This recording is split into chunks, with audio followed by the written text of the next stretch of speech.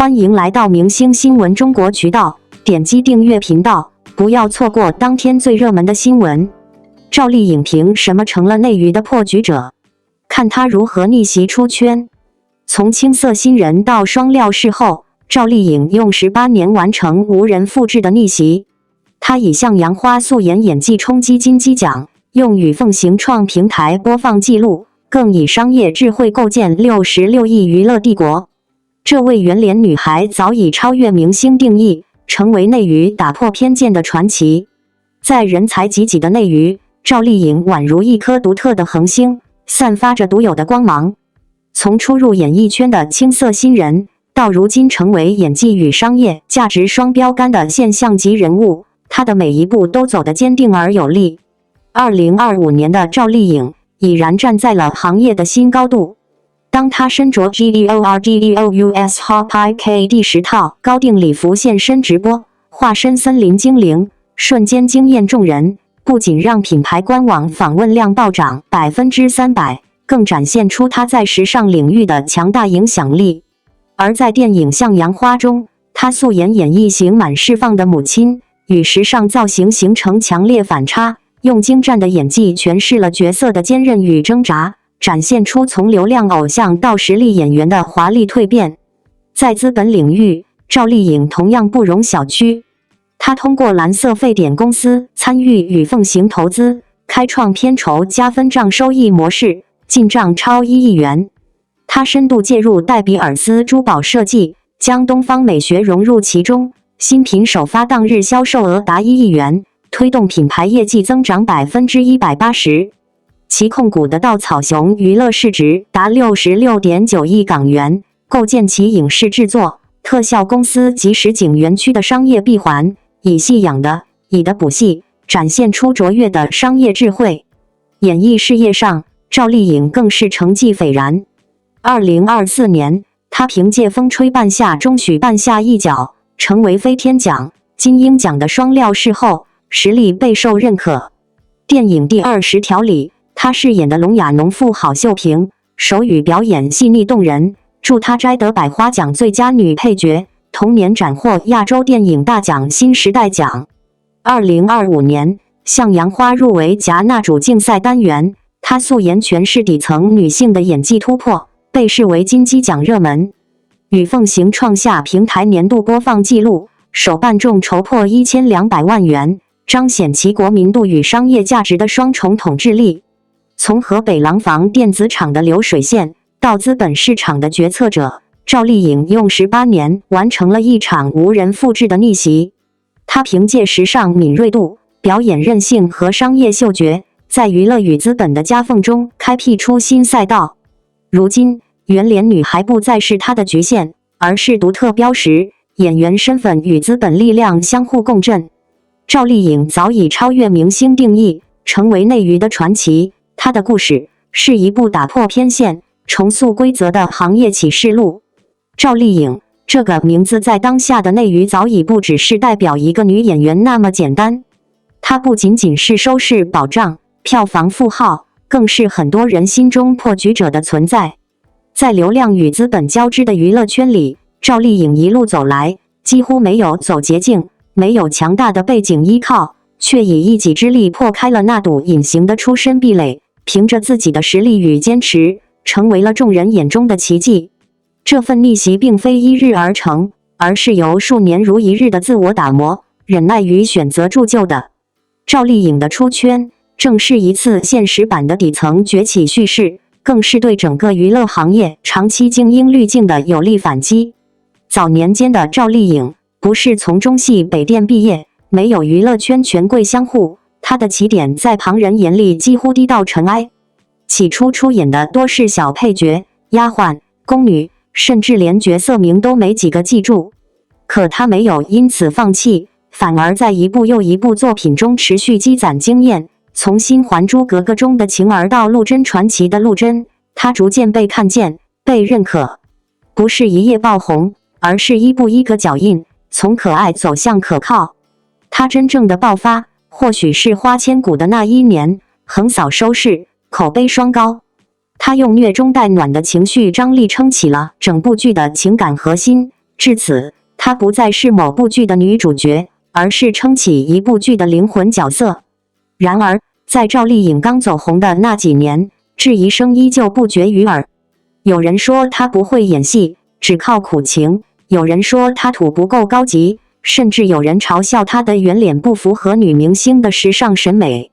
但赵丽颖没有怼回去，也没有放弃挣扎。她选择了沉默，却用一次次角色的转型来回应。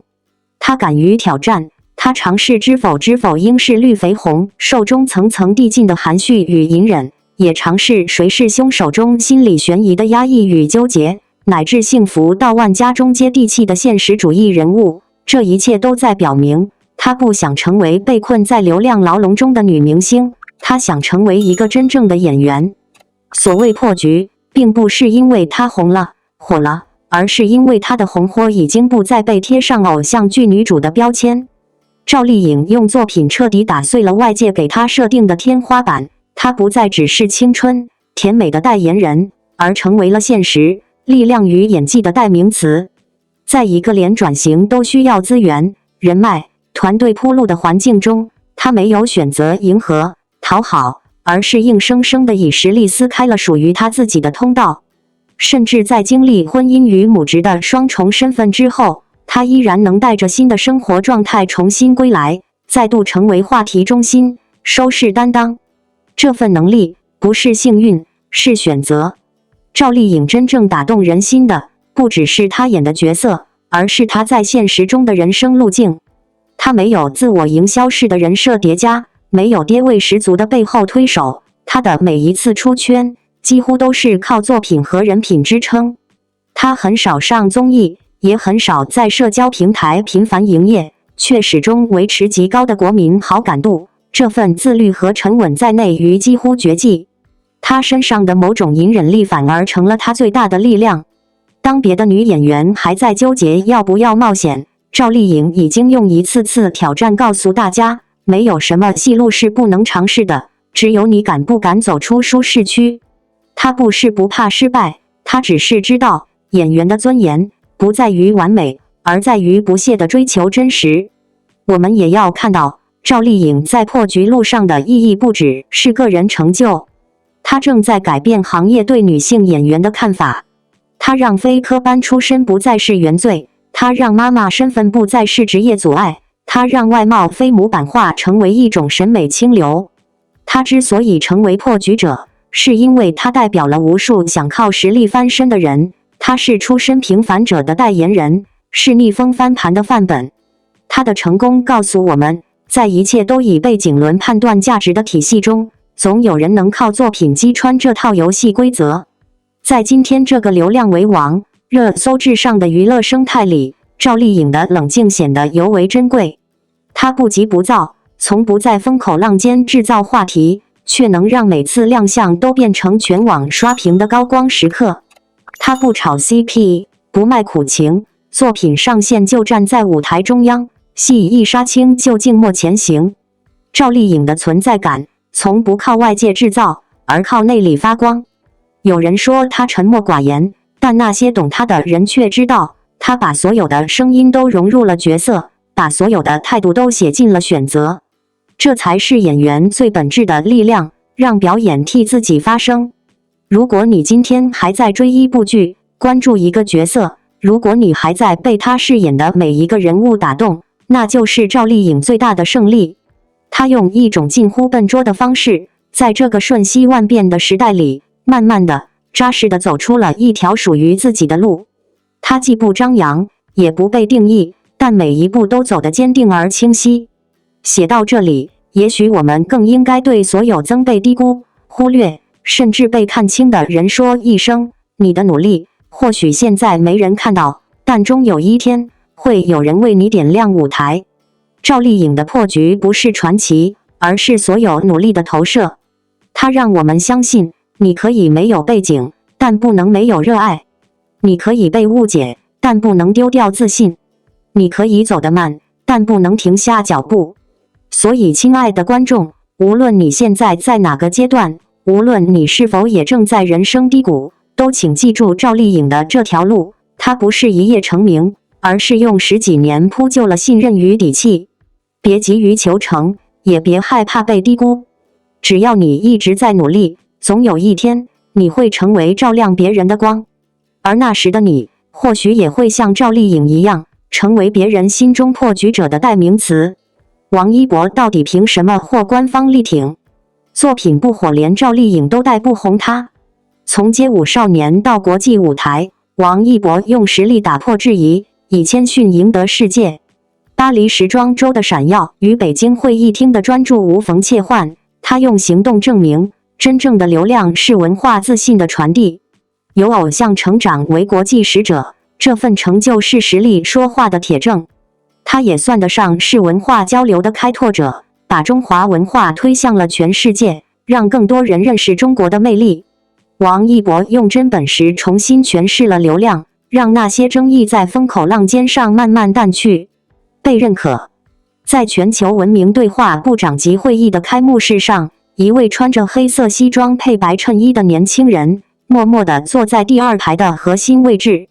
在一群领导发言的时候，他就埋头忙着做笔记，脚步里透着些许急促。会议休息时，他突然变成了大家关注的中心，几个外国代表都自觉排起队来，只为能和这个中国年轻人合个影。他始终保持着笑容，耐心地配合大家，一次又一次的合影。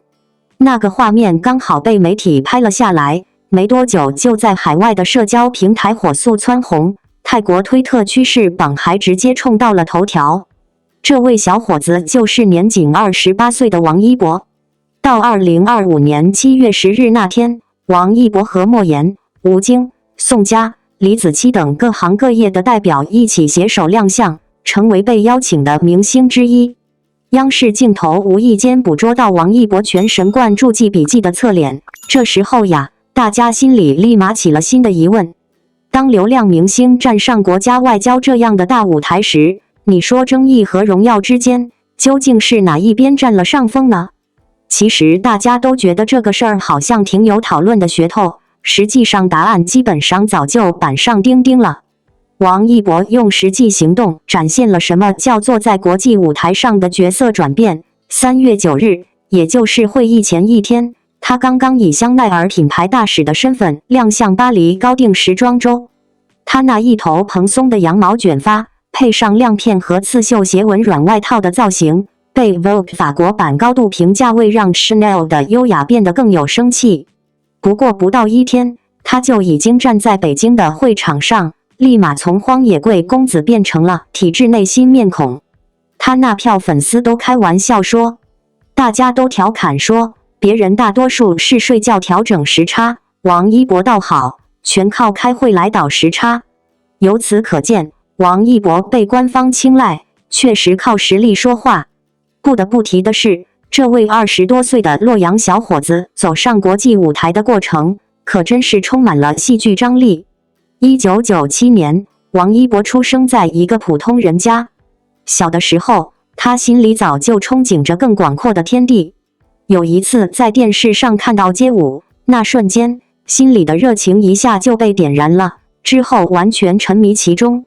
也正因为这样，一次巧合成了传奇的开端。12岁的他就杀进了 IBD 街舞大赛的全国16强，13岁独自跑到北京闯荡。为了让自己的舞技更扎实，他真是下了不少苦功夫。网上还有人透露，他在练街舞时，连凌晨4点也坚持不歇。后来啊，王一博靠着那出色的舞技，于2011年被乐华选中，还去韩国的 YG 娱乐训练营磨练。正是因为去参加训练营，他才真正变成了个人形武器。2014年回国刚开始闯荡时，王一博所在的 UNIQ 组合一下子就像蒸发了一样没了动静。演员的转型，为了找到出路，王一博也上了《天天向上》，当起了主持人。可是他这一举动却惹来不少网友的谩骂，说他主持时那表情看起来挺呆板的。2019年，他靠着参演的一部电视剧一下子火了，就说《陈情令》吧，粉丝蹭涨。可是大家还是老说他演戏表情不丰富，演技面瘫的质疑可没断过。就算大多数人觉得王一博会退出娱乐圈，他在2023年竟然亮出了一手王炸。那时候他被提名为金鸡奖最佳男配角，可真是让人惊掉下巴。但大家对于他的质疑声一直没断，有人甚至放话说文盲也能被提名，听着真叫人心里拔凉拔凉的。不过说到底，网友们的批评也是有点道理的，但换个角度想，作为导演和他本人来看，王一博确实挺不错的。当王一博在无名的发布会上因为对角色理解有些卡壳，导致场面一度变得静默时，网友们却把他推上了网络法庭，判他为绝望的文盲。这事儿也是挺让人感到无语的。这些说法虽然传得沸沸扬扬，但程耳导演早就看好了他，还不断为他增加戏份，甚至直言王一博靠细腻的面部表情就能把复杂剧情巧妙演绎了出来，实力无需代言。拍无名的时候，王一博真的是对自己够狠，下足了功夫。为了把抽烟戏演得淋漓尽致，王一博可真是拼了，把自己平时根本不抽烟的习惯，硬是逼自己吸到想吐，只为了让镜头看上去更真实点。在拍《长风破浪》的时候，王一博的工作强度可以说是相当高了，当天的工作时间已经到了17个小时的地步。即使身体觉得有些吃不消，他也还是坚持把戏演完，直到顺利杀青。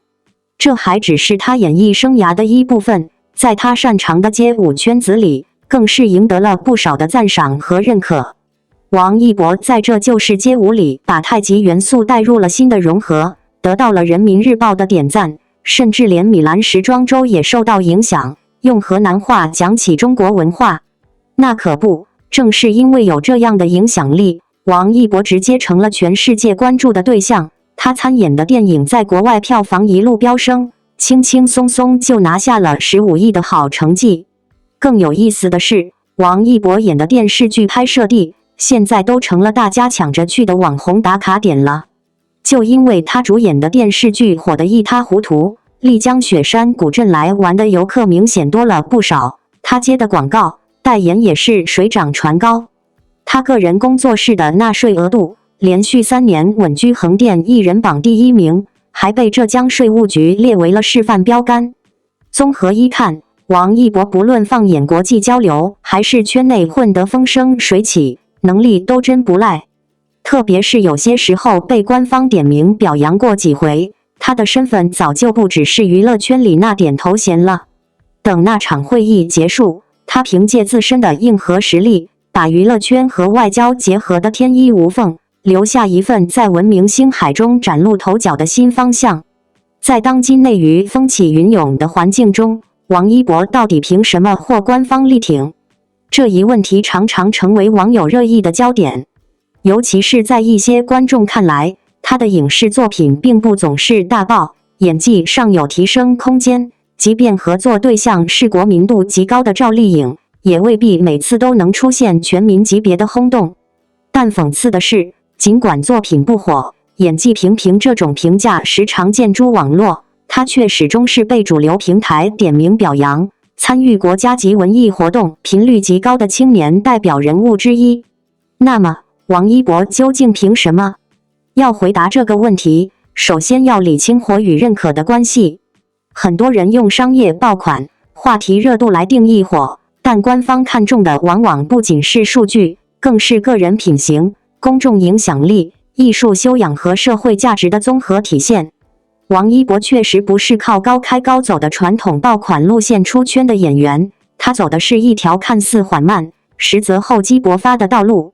回看《陪你到世界之巅》《有匪风起洛阳》《无名追风者》等一系列作品，他在角色选择上并非盲目追求流量和热度，而是一步步向更厚重的角色靠近。从青年电竞选手、江湖侠女的搭档，到谍战背景下的潜伏者和时代变革中的理想主义者，他在试错和突破中不断成长。与赵丽颖合作的《有匪》虽在剧情、节奏、制作等方面饱受争议，但不可否认的是，该剧在国际平台上点击量惊人，且王一博由此积累了大量忠实观众。网友常常误解赵丽颖都带不红他这一说法，其实在内与顶流的运作体系中，一部剧的人气效应不只取决于主演之一，更受制于剧本质量、制作节奏、剪辑水平和宣传策略等多重因素。有翡之后，王一博反而凭风起洛阳的武思月、无名的何主任和追风者的魏若来打下了坚实的演技基础，逐渐摆脱只靠脸吃饭的质疑。再来看王一博在官方层面的表现，他是同时拥有央视春晚、5·4晚会、国家级表彰活动、文艺志愿服务大使等多种国家平台背书的青年艺人。他参与的公益活动如为乡村音乐教室捐建助力非遗传承生态环保探访等，不仅数量多，而且具有长期性与深度。他拍摄的纪录片《我的世界》、守则野生之的探索心境等，更是引起了文化类平台与自然环保组织的关注和点赞，逐渐建立起与国家倡导的绿色发展、文化自信、青年担当一致的价值人设。值得注意的是，王一博并非那种在社交媒体上频繁营销自我、制造热搜话题的艺人。他的高冷与少言寡语一度成为争议焦点，但正因为他的沉稳、克制、不爱炒作，反而被主流平台视为干净、专注事业的典范。在某种程度上，娱乐圈已经不再单一的用谁更热来定义价值，而是更看重谁更稳、谁更正、谁更能传递正能量。而王一博显然正是这样的人选，他在顶峰时也从不炫耀，在低谷时也不解释，他的每一次亮相几乎都围绕舞台、角色、文化项目，极少出现脱离作品的炒作。还有一点尤为关键，那就是王一博个人的跨界能力。从歌手、舞者到演员、赛车手、纪录片主持人，他每一项拓展都不是挂名式的玩票，而是深入钻研、持续投入。正因如此，他才能成为 FIM 世界锦标赛中的中国第一人，也才能在探索纪录片中挑战无人区极限，还能被多个国际品牌视为可信赖、极具表达力的形象代表。他身上融合了运动员的坚韧、文艺青年的气质与时代青年的责任感，而这正是国家所希望向世界展现的中国青年形象之一。当然，这样的路径注定不会一帆风顺。王一博经历过舆论风暴，也曾被质疑作品无爆点情绪管理不佳、对媒体态度冷淡等，但令人意外的是，他从不回应，从不辩解。他的回应方式就是用实际行动不断刷新公众的预期。是的，他不是最能说会道的艺人，不是最擅长玩热搜话题的明星，但他是最专注于做好作品、完成任务、践行责任的职业艺人。他不靠八卦炒热度，而是靠努力刷存在；不靠人设取悦观众，而是靠作品留住人心。这也正是他能够赢得官方平台青睐的根本原因。他身上的去娱乐化特质，反而更贴近青年榜样的标准。在文娱行业面临整顿、流量转型的关键时期，王一博这种从偶像转型为实力艺人，从娱乐圈跨界到文化公益的人设，具备极强的正向示范意义。国家需要的是可被信赖、可被借用形象力量的艺人，而不是一阵风红透的短暂流量。最后，想对观众和粉丝说一句，在娱乐的世界里，我们往往太容易被爆款、热搜、数据所迷惑，却忽略了那些真正脚踏实地、稳步前行的艺人。王一博或许不是每一部剧都爆红，不是每一次出镜都热搜第一，但他的职业轨迹比很多昙花一现的流量更值得敬佩。他从未靠谁带火谁的剧本起飞，却用无数次认真对待作品、不断超越自我的努力，证明了他不是被捧起来的偶像，而是一步一个脚印成长起来的榜样。如果你曾被质疑声左右，不妨放下偏见，重新审视他。如果你已经是他的支持者，也请继续用温柔与理性陪伴他走下去。真正值得尊敬的艺人，从来不只是因为什么被带火，而是在所有争议中不忘初心，始终如一。王一博或许并不完美，但正因为不完美，他的成长之路才更让人动容。他不需要所有人都喜欢他，只希望那些了解他的人能感受到它背后真正的温度与力量。感谢您观看视频。如果您觉得本时事通讯有用，请不要忘记点赞、评论和订阅。祝您生活愉快，充满活力。再见。